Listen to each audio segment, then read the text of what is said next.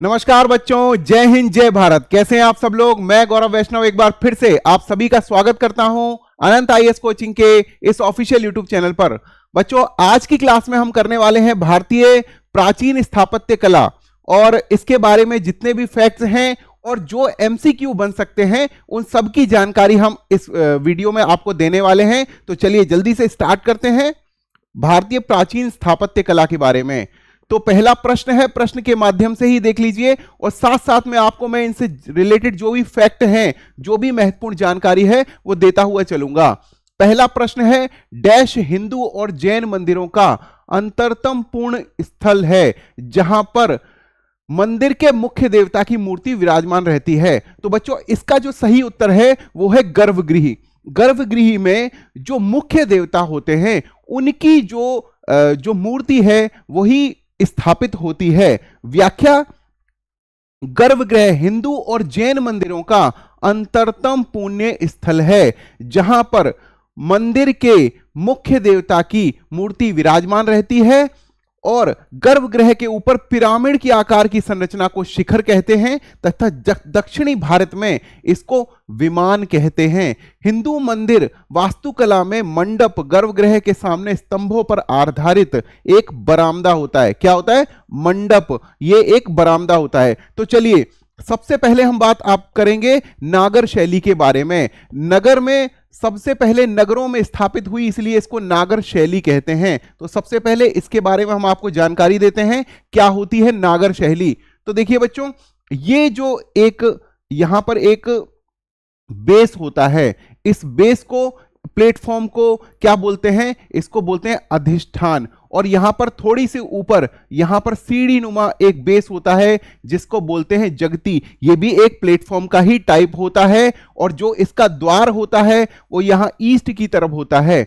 और उसके बाद मैंने आपको बताया मंडप। मंडप क्या होते हैं? बरामदे होते हैं, छोटे छोटे बरामदे होते हैं। अपना जो राम मंदिर है, राम जन्मभूमि तीर्थ है, यह भी नागर शैली में ही बनाया गया है। और नागर शैली में भी इस प्रकार से यहां पर मंडप हैं, जैसे कि अर्ध मंडप, मंडप, महामंडप, इस तरह से आपके बरामदे बनाए जाते हैं। और यहां पर होती है मुख्य देवता की मूर्ति जिसे बोलते हैं गर्भगृह। और गर्भगृह के ऊपर ही एक सीढ़ी नुमा, एक पिरामिड नुमा संरचना बनती है जिसको क्या बोलते हैं? जिसको बोलते हैं शिखर। ठीक है, ये हो गया आपका गर्भगृह और गर्भगृह के ऊपर आपका हो गया शिखर। ठीक है, और शिखर को ही, इस पिरामिड नुमा संरचना को ही दक्षिण भारत में द्रविड़ शैली में बोलते हैं विमान। ठीक है, इसके ऊपर यहां पर ये एक आमलक बना होता है, एक संरचना होती है गोलाकार जिसको बोलते हैं आमलक। और इसके ऊपर यहां पर एक कलश होता है, यह स्वर्ण कलश भी हो सकता है और अन्य धातु का भी कलश हो सकता है। मंदिर में सबसे ऊपर होता है और इसके ऊपर यहां पर लगाई जाती है ध्वजा। ठीक है, तो जैसा कि आप देखते हैं पुरी के जगन्नाथ मंदिर में ध्वजा का जो आरोहण होता है उसके बहुत सारे वीडियोस आपने देखे होंगे। तो ये हमारी जो नागर शैली है। और मंडप से लेकर यहां तक का जो एक हिस्सा होता है बरामदे तक जाने का, गर्भगृह से बरामदे तक जाने का एक जो हिस्सा होता है इसको बोलते हैं अंतराल। तो ठीक है, यहां पर ये हो गया अंतराल। ठीक है बच्चों, आपको कलश पता चल गया, आमलक पता चल गया, शिखर पता चल गया। ठीक है, गर्भगृह पता चल गया। यहीं पर अधिष्ठाता जो देव होते हैं उनकी मूर्ति प्रतिस्थापित होती है और नीचे आपका अधिष्ठान होता है। उसके ऊपर यहां पर एक प्लेटफॉर्म का जो ऊपर का हिस्सा होता है वो आपका जगती कहलाता है। तो ये हमारी हो गई नागर शैली। चलिए बच्चों, अगले प्रश्न की तरफ चलते हैं और इसके माध्यम से भी हम आपको जानकारी देंगे। देखिए बच्चों, सबसे पहले आपको यह भी बताना जरूरी है कि देखिए ये जो हिस्सा है आप इसको 3 भागों में बांट सकते हैं। भारत का जो हिस्सा है ये जो आपका हो गया, ये संक्रमण का क्षेत्र हो गया। ये जो हिस्सा है सतपुड़ा से लेकर, नहीं, नर्मदा तापी से लेकर यहां पर आपका कृष्णा कावेरी तक जो ये हिस्सा हो गया, ये आपका संक्रमण का क्षेत्र हो गया। ये हो गई हमारी बेसर शैली। ठीक है, नागर और द्रविड़ शैली को मिलकर बनती है दोनों की विशेषताओं को धारण करने वाली बेसर शैली। और यहां पर उत्तर भारत में हमारी हो गई नागर शैली। ठीक है, और दक्षिण भारत में हमारी यहां पर कौन सी प्रचलित है, ये हो गई हमारी द्रविड़ शैली। ठीक है, तो यही तीन शैलियां स्थापत्य की हमारे देश में पुराने काल से चली आ रही हैं और इसी को बोलते हैं नागर शैली, बेसर शैली और द्रविड़ शैली। चलिए अब हम प्रश्न करेंगे, ये हमें जानकारी पता लग गई। डैश में लोकप्रिय मंदिर स्थापत्य कला शैली नागर कहलाती है। नागर शैली कहां कहलाती है? उत्तर भारत में। अभी मैंने आपको मैप के माध्यम से बताया, तो इसका बी सही उत्तर है। अब हम देख लेते हैं, देखिए बच्चों, ये द्रविड़ शैली हो गई, ये हमारी बेसर शैली हो गई और ये हमारी नागर शैली हो गई। मंदिर की नागर शैली के बारे में आपको बता दिया मैंने कि यहां पर अधिष्ठाता देव की मूर्ति होगी, गर्भगृह है, नीचे ये हमारा एक अधिष्ठान है, उसके ऊपर जगती है, यहां पर ये गोल संरचना ये आमलक है, ऊपर कलश है, उसके ऊपर ध्वज होता है यहां पर, और ये हमारी जो संरचना हो गई ये शिखर की हो गई। यहां से यहां जाने का जो हिस्सा हो गया वो हमारा यहां पर वेस्टिबुल यानी कि अंतराल कहलाता है। उसके बाद ये हमारा महामंडप हो गया, ये हमारा मंडप हो गया, ये हमारा अर्ध मंडप हो गया यानी कि बरामदे। ठीक है, तो ये हमारी नागर शैली की संरचना है। अगर हम इसी को द्रविड़ शैली में लेकर जाएंगे तो यहां गर्भगृह के ऊपर बच्चों यहां पर ये पिरामिड नुमा जो संरचना होती है ये वहां पर विमान कहलाती है, और जो ये गेट होते हैं इनको कहा जाता है गोपुरम। ठीक है, और इनको कहा जाता है, ये जो बरामदा है इसको कहा जाता है मंडप। तो मंडप जो है, मंडप पल्लव शैली की विशेषता रही है। जैसे कि रथ मंडप बनाए गए हैं, तो मान लीजिए कि युधिष्ठिर रथ बनाया गया, नकुल रथ, सहदेव रथ बनाया गया, द्रौपदी रथ बनाया गया, गणेश रथ बनाया गया, तो ये एक मंडप के तरीके हैं, इसको ही बरामदा कहते हैं। और मंडप किसकी? पल्लव शैली की विशेषता है। और गोपुरम जो है, गोपुरम पांड्य शैली की विशेषता है। पांड्य शैली में आपको बहुत ही सुसज्जित सजे धजे गोपुरम मिलते हैं, विशाल गोपुरम भी आपको मिलते हैं। मीनाक्षी मंदिर जो है, मदुरई का मीनाक्षी मंदिर, वहां पर आप पाते हैं कि बहुत संसार का सबसे ऊंचा मान लीजिए एक गोपुरम है। और मदुरई कहां की, किस शैली की विशेषता है? पांड्य शैली की विशेषता है। तो चलिए प्रश्न की और इसके फैक्ट की ओर दोबारा चलते हैं, और ये आपकी बेसर शैली होगी। देखिए यहां पर आपको मिले जुले फैक्ट्स मिलेंगे, इसके बारे में भी हम आपको बताएंगे। 6ठी शताब्दी ईस्वी से उत्तर भारत में लोकप्रिय मंदिर स्थापत्य कला की शैली नागर शैली कहलाती थी। नागर शब्द नगर शब्द से बना हुआ है, और इस शैली का विकास होने की वजह से, नगरों में इस शैली का विकास होने की वजह से इसे नागर शैली कहा गया। उत्तर प्रदेश के कानपुर में भीतरगांव मंदिर, मध्य प्रदेश के खजुराहो के मंदिर, उड़ीसा के पुरी जगन्नाथ मंदिर प्रमुख इसके उदाहरण हैं, किसके? नागर शैली के। अब मंडप देखिए, मैंने आपको बताया था पल्लव शैली का की विशेषता है, और विमान चोल शैली की विशेषता है, और गोपुरम पांड्य शैली की विशेषता है। तो तीनों चीजें एक ही प्रश्न में आपको मिल गई। कुषाण शासकों की विशाल प्रतिमाएं माट में एक मंदिर में स्थापित पाई गई हैं, वह राज्य निम्नलिखित में से कौन सा है? तो बच्चों ये उत्तर प्रदेश इसका सही उत्तर है।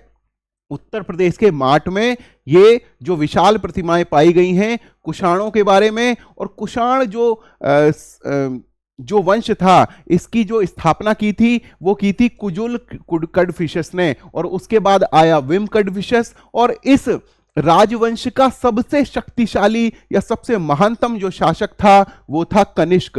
कुषाण राजवंश भारत के प्राचीन राजवंशों में से एक था, इसकी स्थापना कुजुल कड़फिशस ने की थी। कुषाण वंश का सबसे प्रसिद्ध शासक कनिष्क था। राजा की मृत्यु के बाद उसकी मूर्ति बनाकर मंदिर में स्थापित करने की प्रक्रिया को क्या कहते हैं? देवकुल कहलाती है। मतलब मंदिर में जो पुराने जो मृत राजा हो गए, या पुराने जो राजा हो गए, या जो पूर्वज राजा हो गए, उनकी मंदिर में उसकी प्रतिमा स्थापित की जाती है, इसको बोलते हैं देवकुल, जिसका प्रारंभ कुषाणों के समय में हुआ। उत्तर प्रदेश के माट एवं अफगानिस्तान में सुर्खकोटल में कुषाण वंश के देवकुल प्राप्त हुए हैं। चलिए अगला प्रश्न लेते हैं। भगवान शिव को समर्पित कंदरिया महादेव मंदिर का निर्माण डैश वंश ने कराया? तो यहां पर आप लिखेंगे चंदेल वंश ने कराया, और कंदरिया महादेव मंदिर खजुराहो मोन्यूमेंट्स मंदिरों के जो समूह है उसमें है। तो इसका निर्माण धंगदेव द्वारा लगभग 999 सी में कराया गया। इसका सही उत्तर मैंने आपको बता दिया है, चंदेल राजवंश है। व्याख्या: भगवान शिव को समर्पित कंदरिया महादेव मंदिर का निर्माण चंदेल राजवंश के शासक धंगदेव के द्वारा 10वीं शताब्दी में कराया गया। कंदरिया महादेव मंदिर खजुराहो समूह के प्रसिद्ध मंदिरों में से एक है। ये नागर शैली की प्रमुख विशेषता है। इसकी प्रमुख विशेषता यह है कि मंदिर की दीवारों पर काम विषयक मूर्तियां पाई जाती हैं। अगला प्रश्न लीजिए, कोणार्क का सूर्य मंदिर डैश लोकप्रिय नाम से भी जाना जाता है। तो बच्चों इसको, क्योंकि इसका जो कलर है वो ब्लैक कलर का है, इसलिए इसको ब्लैक पगोडा भी कहा जाता है। और पगोडा कौन से होते हैं? बौद्ध जो मठ होते हैं, बौद्ध जो बड़े मंदिर होते हैं, उनको पैगोडा कहा जाता है। और कोणार्क के सूर्य मंदिर को इसके सांवले, इसके ब्लैक कलर की वजह से इसको ब्लैक पगोडा भी कहा जाता है। हम आपको यह भी बताएंगे कि ब्लैक पगोडा आपको बता दिया, श्वेत पगोडा किसे कहा जाता है वो भी आपको बताएंगे। कोणार्क का सूर्य मंदिर कहलाता है काला पगोडा। और कोणार्क का सूर्य मंदिर पूर्वी उड़ीसा शहर के पुरी के पास स्थित है। इसका निर्माण नरसिंह देव प्रथम द्वारा करवाया गया, जो कि गंग वंश के प्रसिद्ध शासक थे। पूर्वी गंग वंश, बच्चों यहां पर आप देखेंगे ईस्टर्न गंग डायनेस्टी जो थी वो आपका के राजा थे नरसिंह देव प्रथम, पूर्वी गंग डायनेस्टी के। ठीक है, जो 13वीं शताब्दी में किया गया, जो गंग वंश के प्रसिद्ध शासक थे। रथ के आकार का यह मंदिर भगवान सूर्य को समर्पित है। जैसे भगवान सूर्य जो है वो 7 रंगों यानी 7 घोड़ों की सवारी करते हैं और एक रथ पर चलते हैं, ऐसा हिंदू धर्म में मान्यता है। हमारे हिंदू धर्म में जो मान्यता है उसी के हिसाब से ये रथ के आधार का मंदिर बनाया गया। 1984 में इसको यूनेस्को द्वारा विश्व धरोहर स्थल घोषित किया गया। इसे ब्लैक पगोडा भी कहते हैं, ब्लैक कलर से ही हमने इसलिए लिख रखा है। अब हम आपको बताएंगे कि यह है श्वेत पगोडा। और श्वेत पगोडा कौन सा है? श्वेत पगोडा उड़ीसा में स्थित जगन्नाथ मंदिर को कहा जाता है। इसका निर्माण 11वीं शताब्दी में गंग वंश के ईस्टर्न गंग डायनेस्टी के राजा अनंत वर्मम चोड़ू गंग ने ही करवाया था। तो बच्चों ये है ब्लैक पगोडा, ये है श्वेत पगोडा। ब्लैक पगोडा हमारा सूर्य मंदिर हो गया कहां का? कोणार्क का। और ये हमारा पुरी का जो जगन्नाथ मंदिर है ये हमारा हो गया श्वेत पगोडा, इसके व्हाइट कलर की वजह से। चलिए, निम्न में से कौन सा भारत में स्थित एक बौद्ध मंदिर है? बौद्ध मंदिर कौन सा है? महाबोधि।